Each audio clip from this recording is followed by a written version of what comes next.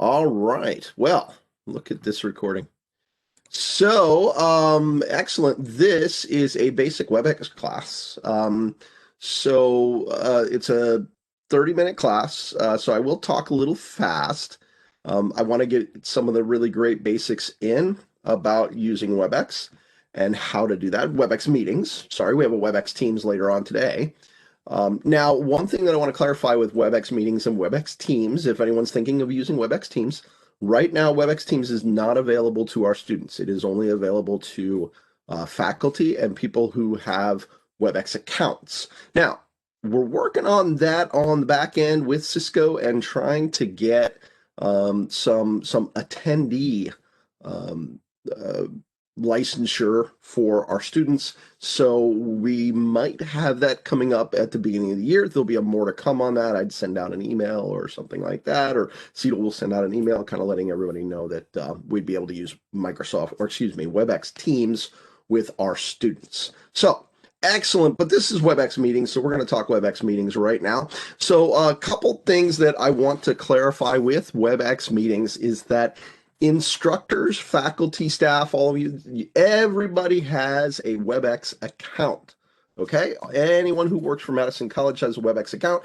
And if you don't, right, you try to log in, you're like, hey, I don't have an account. What's going on? Okay, no problem. Just send an email to the helpdesk at madisoncollege.edu, and let them know that you're having a problem with your WebEx account and that you're unable to log in. And if that is the case, then they will get you set up with a WebEx account, and then, feel free, you can email us at CETL@madisoncollege.edu. You can email me directly, whatever it may be, and come on in and we'll get you all trained and set up on WebEx meetings. A few trainings going to be coming up. Just schedule them for the week before Community Days week. So those of you watching from home, watching record, watching on demand, I just set up some trainings that will be the week before Community Week. So that's the week of the 4th, January 4th. Okay, let's get into this. So, what do I do if I'm starting with WebEx for the very first time? Well, there's two things that I always ask people when they're starting with WebEx for the first time is, are you on a college computer or are you on your personal computer? Look, I know it's the same question, okay? But it's the two questions I ask. Are you on a college computer or a personal computer? If you're on your own personal computer, you'll follow the steps that are coming up here. If you're on a college computer, you may already have the WebEx app downloaded to that computer. So you might be able to skip these next steps that I'm going to show you, okay? Very, very important. The only people that can use the WebEx app right now, until students have their accounts, are faculty, staff, anyone who works for the college. Those are the people that can use the WebEx app, the downloadable app, onto your desktop. Now, that doesn't mean that your students can't join. Of course they can. They will be able to join. But you're going to download the app. They're going to join from the web. All right, so let me share my screen, and I'm going to stop saying share my screen. I'm going to share Google Chrome so that you can see what I'm seeing here. So what I did is I went to webex.com/downloads. Now, again, if you already have this on your computer, you are in luck. You won't need to download this. So look on your computer and see if you see this little green circle. I think it looks like a golf ball in a cup. That's just the way I see it. So that little green circle right there, if you have that little green circle right there, you already have the WebEx Meetings desktop app. This is WebEx Teams. We'll talk about this later on today. And again, right now, can't be used by our students. This is only for faculty, staff, that kind of stuff. All right. So WebEx Meetings, if you're gonna do the download right there, you can see I'm on a Windows computer. But if you're on a Mac, it will say download for OS. Okay. So there you go. You're going to do that download, and you're going to go through the download steps. It's very easy. It takes you through the wizard. Real easy, real simple to do, not a problem. And then you will have the app, the desktop app on your computer, which is fantastic. So you're going to start everything then from there on out. You're going to start from the desktop app, and I'm going to show you exactly what that looks like. So what I'm going to do is I'm going to do something I usually tell people not to do. I'm going to share my screen, the whole screen and nothing but the screen. There we go. So this is my desktop app. This is my desktop app. Now, if you are on a Mac, it looks a little bit different than a PC. Okay. So on a PC, what you have all your little settings up here. Like if you want to change things, you have a cog. On the Mac, it's going to be up in your toolbar up at the top. Okay. It'll be up at the top. It's a little different, but it's not that bad. If you need help with it, let me know. I got a Mac sitting right here. We'll join via Mac and I'll show you exactly how to do it. Not a problem. Okay. So today I'm on my PC. And so here is your settings cog right there. So if you want to change any of your settings, that's how you do it. Now, I usually go over that in my intermediate class, but honestly, it's not too tough. It's just got things about your preferences and all of that kind of stuff here. I will show you today how to get your recordings by logging in from the app and going and getting your recordings online. Real easy to do. I'll show you how to do that. But the nice thing about the app here is you can see right here, it says return to meeting. Well, this button is normally green and says start a meeting. Well, if you hit that button, what you're doing is you're starting a meeting in your personal room, which is this link right here. Okay, https://madisoncollege.webex.com/meet. You get the idea, right? That is my link right there. Now, how do I get my students to join? Right? Do I have to use the scheduler? Do I have to schedule it and put all their emails in and then schedule every single day and make sure that every single one of my classes is no, wave off. No, negative. You don't have to do that. Not at all. What you do is you just go to madisoncollege.web. You see this little, I don't know, rectangle on top of a rectangle here. When you click on that, out to the right there, you see that? It said copied. Yep, copied, right? So now you've got that. That link is copied. Take it, put it in your Blackboard, send it in an email, put it in as an announcement, whatever you like. And that's where your students are going to go to meet with you, because when you come in, you're just going to hit start a meeting. Now, again, this says return to meeting right now, but this would normally be green and say start a meeting when I'm not in a meeting. Obviously, I'm in a meeting. Okay, it'll say start a meeting, and then you click on start a meeting. You start the meeting in your personal room, and your students will click on that link that's embedded wherever it may be, and they will then join you in your personal room. Now, think of your personal room like a classroom, okay? Your students can't get into the classroom without you doing the little beepy thing on the door, right? Nobody remembers that, though. It's been forever since we did that. But anyway, you hit that, beep, and then you open the door and the students all come in. That's the same way that your personal room works, right? You have to come in and beep, and open. That was pretty good. And open up that door, right? You have to do that for your students to then flood on in. And that's the way it works, right? You hit that, you open up the door, you hit start a meeting, you start a meeting there in WebEx, and then your students can come in. Until you start up that meeting, they'll be waiting in a virtual lobby. Okay, so don't think they're going to be in there like, rearranging all of the furniture in your personal room and stuff like that. They're not. You're good. Okay, they're not going to be able to get in without you being there. You hit the button, start a meeting, and in you go. All right. Right on. The nice thing about this too is it will link in with your Outlook. So this is linked in with my Outlook, so you can see all the things that are going on today, okay, with a couple of other ones that I don't have specifically linked. But yeah, there you go. So links in with your Outlook, okay? And I'll show you once we go on the web itself what that actually looks like to link into your Outlook. It's really nice. Download a little widget. It's great. All right, I'm going to stop sharing just for a second here because I want to show you what I'm seeing.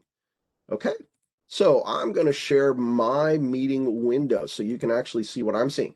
Now, it's going to look a little weird because the audio is going to be just a little bit off, all right? My lips and my audio are going to be just a little bit off. Looks a little weird because I'm sharing my actual screen itself, okay? Wave hi to all of the people that joined live today. So here are all of your buttons down here at the bottom. Now, the mute button, that's pretty obvious. You click mute, it mutes you. But you see this little, I don't know, arrow pointing down right there, that little guy right there, that allows you to choose your microphone. Boy, I got a lot of microphones. Whew, yikes. Anyway, this allows you to change any of your microphones. So you can choose your microphones. You can choose what speakers you use, all right? I have a TV that I use for my monitor. It works great. I love it. Anyway, so there you go. So I can change those. And then the same thing with video, right? So if I want to stop my video and just be like a ghost, sitting here and talking and, weird. It's not that weird. It's not a big deal. A lot of people like to keep their videos turned off, and I think that's cool. See, Kate just did it. Look at that. All right, so I can start my video back up. There I am. All right. And I can also choose if I have extra cameras. So there's my little arrow pointing downward right there. Yep. So I can choose extra I've got too many cameras. This is ridiculous. Anyway, so here are all of the cameras that I can choose from. All right, all the different cameras that I can choose from. And then also here I can change my virtual background. So if I want to do that, I can change my virtual background, and there's the little, virtual background there. Another thing I want to show you real quick is to sometimes you get like, okay, am I sharing this? Am I not sharing this? What's going on? It tells you right here. See, it's shared right now, and I can stop by hitting that button. It's shared right now. I can stop by hitting that button. I can also go up here and I can get my toolbar down, and I can stop sharing that way. Anyway, so let's say I wanted to change my background, so I want to be in the executive office. Yeah, that's not going to happen, Bill. Sorry. There you go. There, I have changed my background. All right. And then, of course, I can also just go back to none. And there you go. I'm out of that virtual background. All right. So that's how we change our virtual background there. Here's our share button. Now, something I want to cover with share. Okay. And it's in my WebEx guide, which is on our CETL site, which I will give you the link to. Okay, there's a WebEx guide. Now the WebEx guide is there's a whole guide which takes you through everything, and then there's just pieces. Okay, written stuff, and then I'll also give you the link to my YouTube site, which has all kinds of videos on it. This video will be on the YouTube site as well as on Yuja and all kinds of places that will have it linked. Okay, but when I share, I don't share my screen. Okay. I don't do a screen share. Now you notice up there I've got screen 1 and I've got screen 2. Okay, I don't do a screen share. I don't. And the reason I don't do that is because I was doing a screen share once with my students, and we went on break, and I opened up my email, and I'm like, oh, I'll read some emails. And my students are like, hey, Bill, that's really neat, but I don't think you want us reading your emails. And I was like, oh, yeah, stop sharing. Oops, right? And what it was is that I had forgotten that I was sharing, okay, and just was going on about my merry way there. And luckily, my students said, hey, you don't want to share in that. So imagine if I had been looking at the grade book. Ooh, yeah, not good, right? So I avoid sharing my screen, okay? I share applications, right? So what I do, let's say I wanted to show you what I was doing on Google Chrome, right? So I would scroll, I would find Google Chrome, right? There it is right there. I would find Google Chrome, and then I would just click share, and I would share Google Chrome with you. Now, the nice thing about that is I can go through all of the tabs and all of that stuff. Oh, and the other question I get, is Google Chrome the only browser we can use? No, WebEx doesn't care. WebEx does not care. You can use whatever browser you want. So you want to use Edge, use Edge. You want to use Firefox, use Firefox. You want to use Chrome, use Chrome. Doesn't matter. Doesn't matter. WebEx doesn't care what browser you use. Okay. But that's the easy way to do it. You can literally share anything. Like if you're on Google Chrome and you want to share a YouTube video or something like that, you can definitely do that. Okay.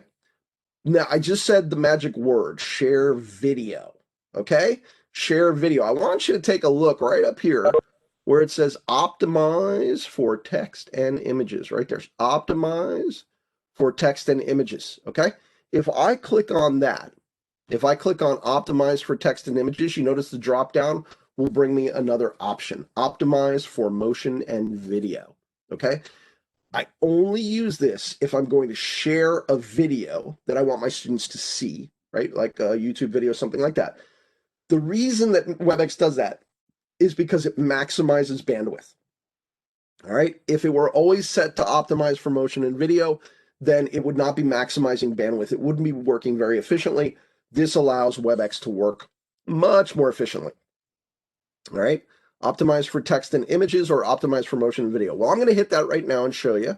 So optimize for motion and video. You notice another option comes up to share your computer audio. Now this defaults to checked, which is perfect, because if you're showing a video, you generally want people to be able to hear the audio.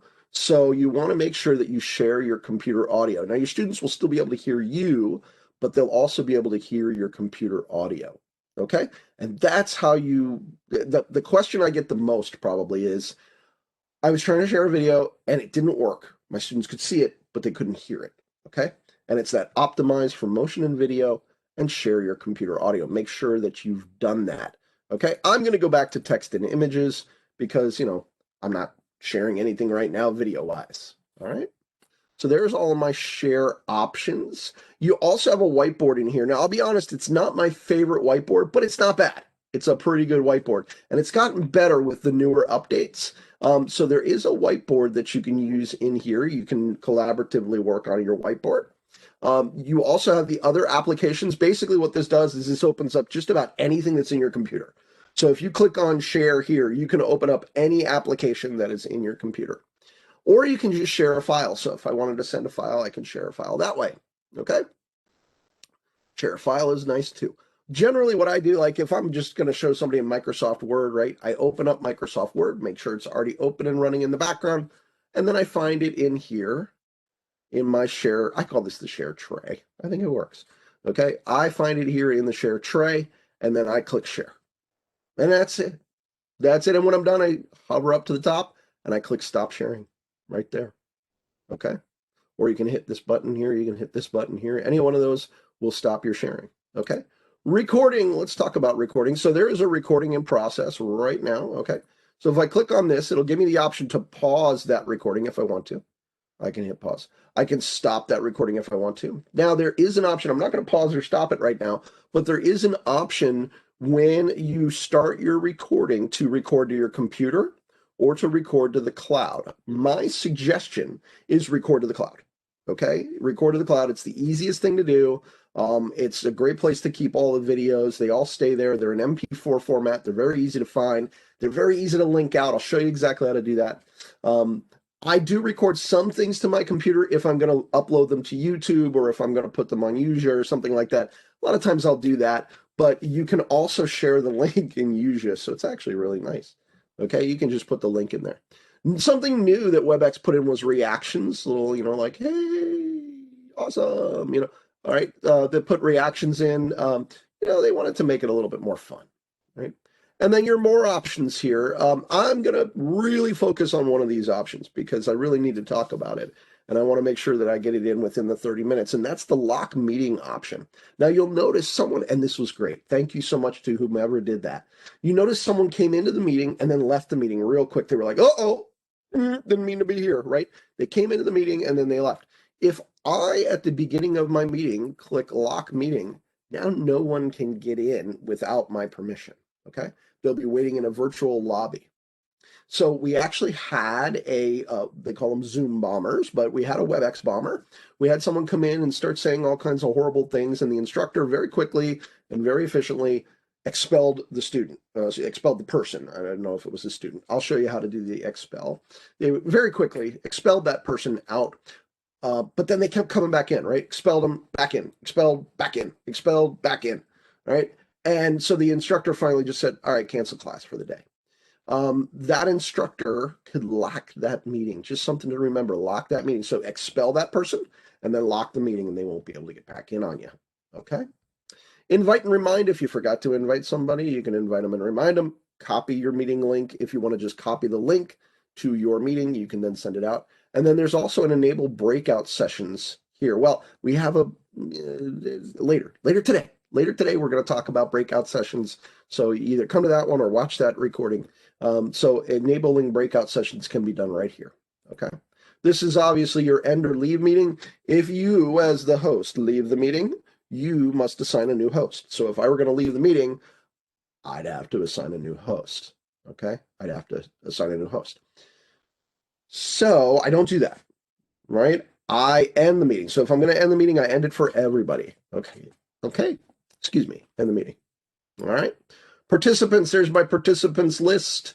We're going to get rid of the chat just for a second. So I'm going to bring up my participants list, and you can see all the people that are in my meeting right now. And here's where you can expel people and stuff like that. There's also a really great button right here called Mute All. I love Mute All. Love it. Great button, and unmute all. But it asks, right? It doesn't just unmute. It asks the person to unmute. Okay, Mute All. That just mutes you. All right.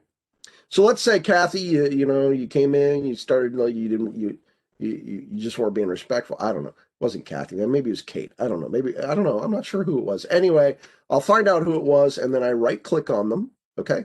Couple of things I can do. I can change Kathy's role. So like if I wanted to make her a co-host or a host or make her the presenter, I could do that.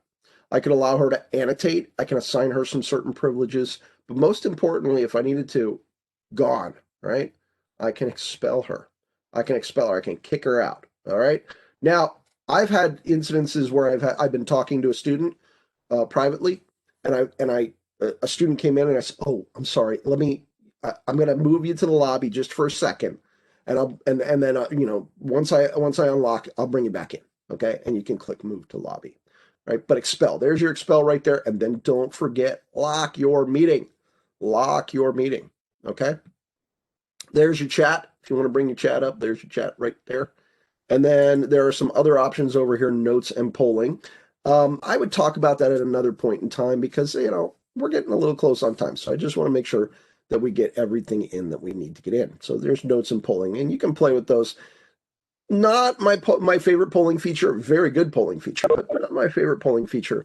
I like either Mentimeter or uh, SurveyMonkey. Yeah. Mentimeter or SurveyMonkey are my two favorites. But either way, so there's that feature right there. All right. It was Kate. Yeah. Thanks, Kathy. I appreciate it. I'm glad people are getting my jokes. Sometimes people are like, is he joking or is he being serious? I'm not being serious. It's all a joke. All right, so let me stop sharing real quick. And then I'm going to share my screen again, which again, I generally do not do, but I'm doing it just for demonstration purposes right now. Okay, you can see how if I bring anything into this screen, you're now going to see it. Okay, but let's say I want to retrieve my recordings. Hey, Bill, you told me record to the cloud, right? You made the suggestion, record to the cloud. Okay, how do I do that? Well, you recorded to the cloud. Awesome, you did exactly what I told you was probably the best way to go. Now you want to retrieve them. Well, you see the little cog right there. There it is, the little cog, right? So you click on that. Okay, and then you go to preferences. All right.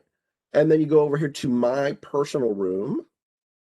All right. And then right here, edit my personal room on the WebEx site. Oop. And when you click that, all right, there it is. All right. Okay. I'm going to stop sharing just for a second because I want to make sure that this is shown in just a regular share. So I'm going to share Google Chrome. All right. So there's my personal WebEx site. Okay. And when I want to retrieve my recordings, right over here on the left-hand side, I click on recordings. Okay. There you go. Click on recordings. And there are all of my recordings. Now, the recording that I'm working on right now is not going to be up there right away. Also, give it a little time. It takes a little patience, I understand. Give it a little time because it takes a little bit for the recording to generate.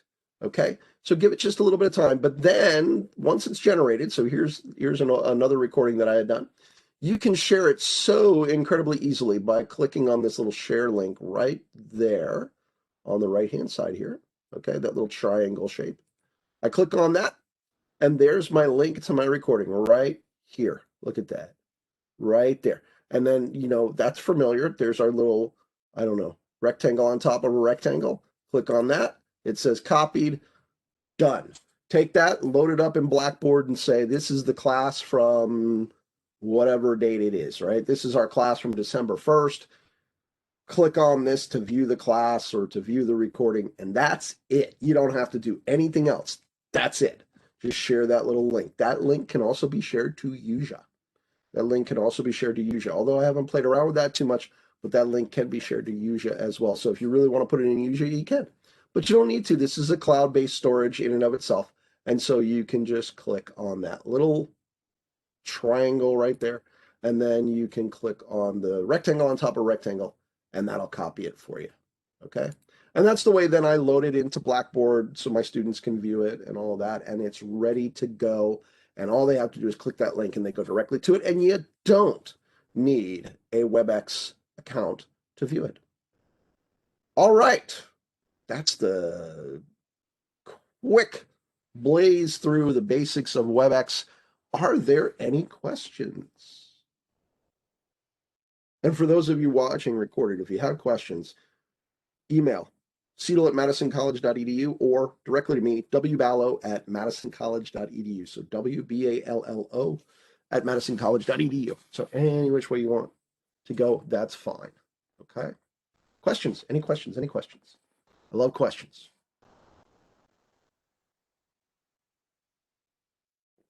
I don't see any questions in the chat yet, but thanks, Bill, for running down all the getting started information for WebEx, and Yeah, I'm happy to absolutely. help as well. Also in Seattle, if you just need someone to practice with or go over anything, feel free to reach out to me as well. Yes, absolutely. Absolutely. All right. Well, it looks like some other people have mini sessions. So I'm going to go ahead and end this one and stop the recording. And y'all have a great day. Sounds good.